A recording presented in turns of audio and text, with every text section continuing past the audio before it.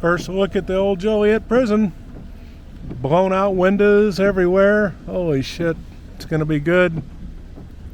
Razor wire everywhere. Man, that's what you want to see. Look at the narrow windows in the corner here, you know? It's very narrow. Like almost like you'd have in a fort where you'd be shooting out of it or something. Yes, like that. Yeah. But almost all the windows are busted out. Huh. Very cool. Alright, we'll just drive around it. This is our first look at the old prison before we come tomorrow to spend 12 hours inside. Hopefully it's haunted, as they say. See what kind of people, ghosts, spirits, other demons, God only knows what we'll find in here. It's going to have 30 models and 30 photographers wandering around, so that should be enough to get everybody stirred up for the day.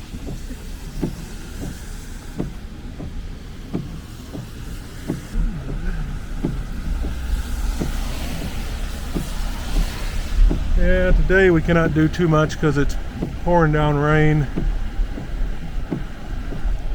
Nice foreboding entrance. Guard towers, most of the windows are blown out there as well. 20-foot limestone walls with razor wire. And if the razor wire on top wasn't enough there, they've got some barbed wire on top of the razor wire, just in case the razor wire didn't discourage you.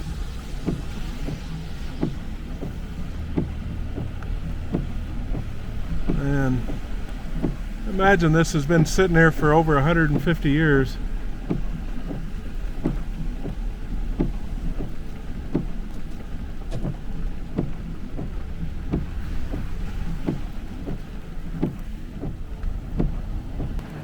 Yeah, no. I got it. Oh, nice blown out windows there. Back of the prison, next to the train track.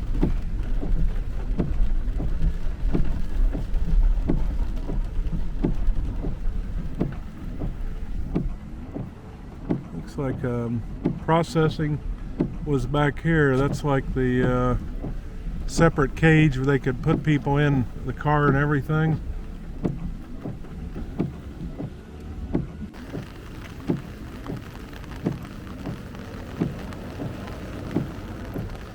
Train track for delivering. Who is this? It's little Alice, my resident guide to spirits, ghosts, and anything else that we might find. Prisoners could listen to the train go by.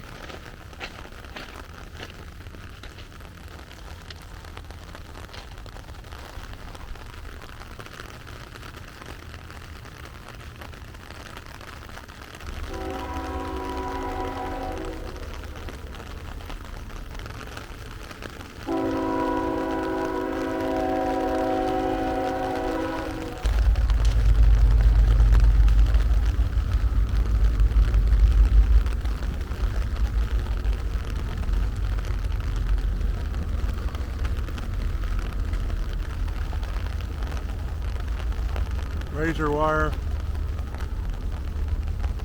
This looks pretty new. Not rusted or anything. I wonder if it's all refurbished, or maybe it's just stainless that never rusted. Of course, it was in use until 2002. So, yeah, that's not really that long ago. What'd you think of the wall? It's haunted AM. Huh? We're not gonna have any issues tomorrow. It's haunted AM. Yeah? Oh yeah. I said hi, and oh my god. Yeah. And I literally, all I did was say hi to the wall. And I was like, okay, alright. So you're already picking something up? Yeah. Oh, nice. Like, it's basically just for physical, like, memories of the location, you know, because it's been here for so long. It just absorbs, like, the history of the stuff that happened here. Like, it's a lot. Like, my hand hurts.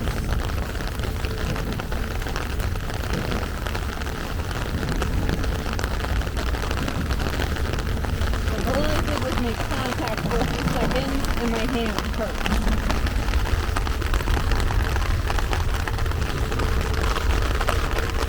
I can't say as how I'm picking anything up, but I love touching old stuff. When we were in Georgia, I loved going into the churches made out of stone that were built like in the 3rd and 4th, 5th centuries, and just putting your hand on it. It's amazing to think that it's, I mean, even this since, 1860 with Civil War prisoners, and it's just interesting, I think, the things that, are so permanent that they've been there for so long. Okay, so we are talking about Joliet, the prison, and our adventure as we arrived. It was raining. We had gone down just for a general outside tour. The actual visit was the next day. There was a couple of things that we didn't expect. Little Alice had her heavy-duty mask on because it's the whole COVID season everywhere, and it was raining, and so the sound quality was not good. So we've included some of it, but we also just wanted to talk about what actually happened when she initially got there and touched the wall, so that it would be a little bit easier to listen to. When we arrived, we drove around. Just the general impression was it was run down and everything. Yeah. And then when you got out and you actually walked up toward the building and approached the wall and everything, what were you feeling? What was your experience for that? So basically, when I made physical contact with the wall with my hand and touched it, I was tapping into the memories of the place, and what that means is that, over time, feelings and events can kind of, soak into objects or locations, and so that was kind of what I was getting. So I wasn't getting anything, like, super specific. It was more so, like, all these, like, flashes of, just different, like, little scenes and feelings and stuff like that of, stuff that had happened at the prison over time.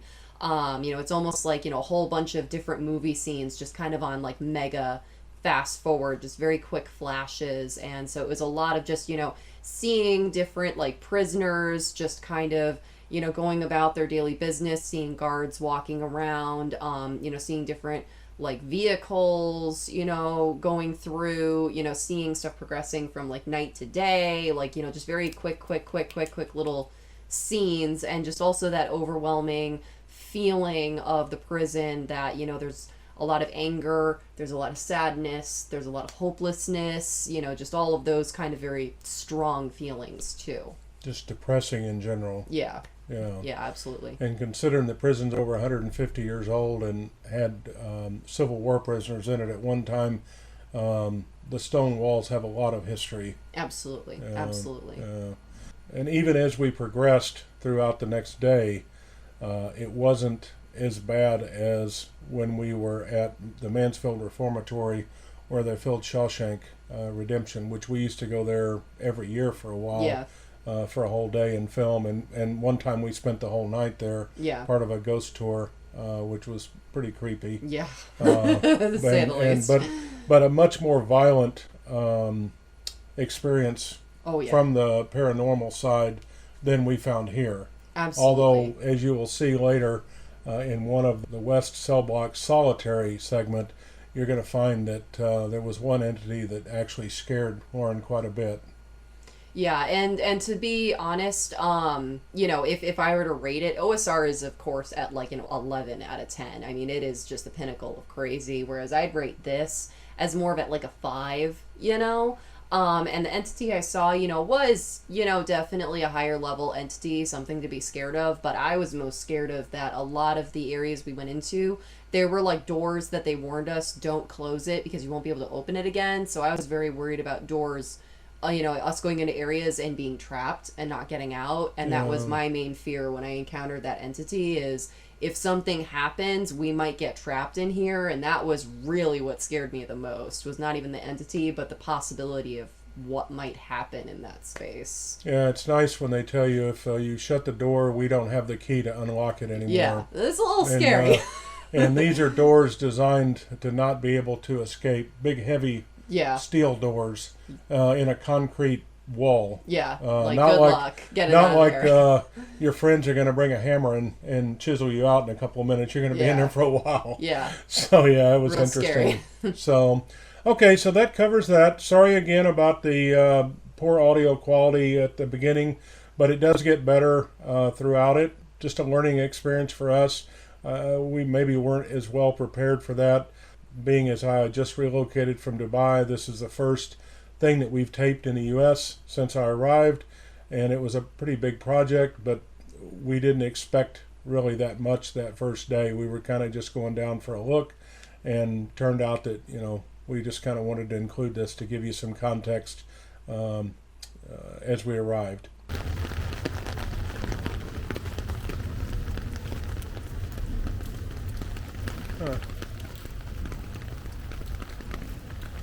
Oh, the gates are open.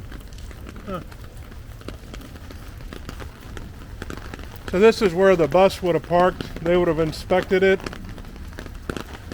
Any vehicles coming or going would have been inspected, so they could lock them in this little area before letting them into the prison proper or letting them go. All right, prison. We'll be back tomorrow for more fun. Hi there. We're at the Old Joliet Prison, Joliet, Illinois today. I've brought Lauren along with me, little Alice. A little history about the prison to start with.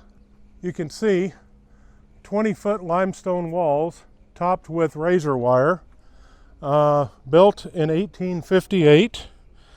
It's castellated Gothic architecture, and it was designed by William Boyington, who used limestone from the Joliet area. He also designed the Chicago Board of Trade, Rose Hill Cemetery, and the Sherman House Hotel, among other places. As I said, 20-foot limestone walls, castellated Gothic architecture. It covers about 20 acres, 24 buildings with self-sustaining. They had the guard towers, the cell blocks, east and west, admin buildings, a laundry, a hospital, light industrial facilities where prisoners were able to make things and sell them, cafeteria, gym, and of course a chapel. It opened in 1858, about 6 years after Joliet was incorporated. Joliet replaced the prison in Alton, which was built in 1831, but it had degenerated into basically unlivable conditions, probably due to lack of sanitary facilities, lack of water, running water. They had no running water back then. Who knows? But I think at that point, the prisons here were pretty grim. Let's see, 1861 to 1865, it housed Civil War prisoners here. That's interesting, I think. It's been around since the Civil War. Joseph Clark in 1865 was the first guard to be killed. There was no running water in the facility until 1910. Once you get a look at inside, you're going to see how that would have affected things. Imagine 700, 2,000 inmates, group of cells with no running water. Blues Brothers movie was filmed here.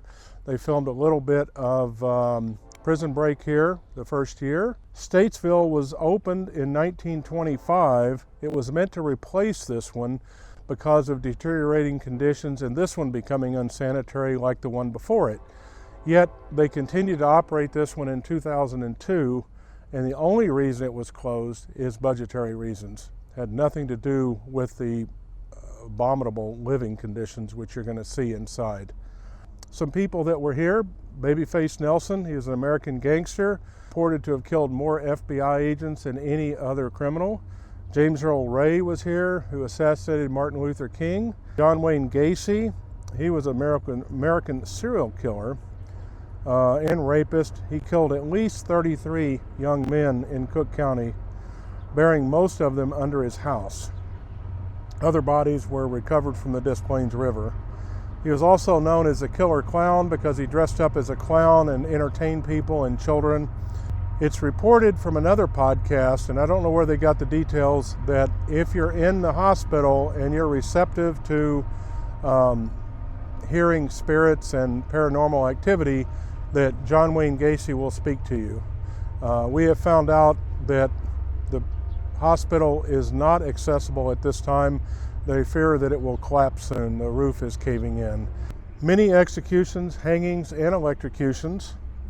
One other thing, the buildings are made of limestone, which is a natural conduit for paranormal activities because they can absorb and release electromagnetic energy and psychic energy like the negative energy that would occur in a prison. Yesterday, little Alice and I came.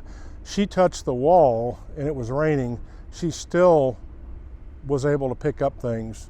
It was like instantaneously she could see like memories and visual images passing in front of her. So we expect that, as has been reported, there's going to be a lot of paranormal activity once we get inside. Also, there's a story of a woman who was at John Wayne Gacy's execution. She did not see it. She was in the hallway. She came here later. I don't know the time frame, but she came here later on a paranormal tour.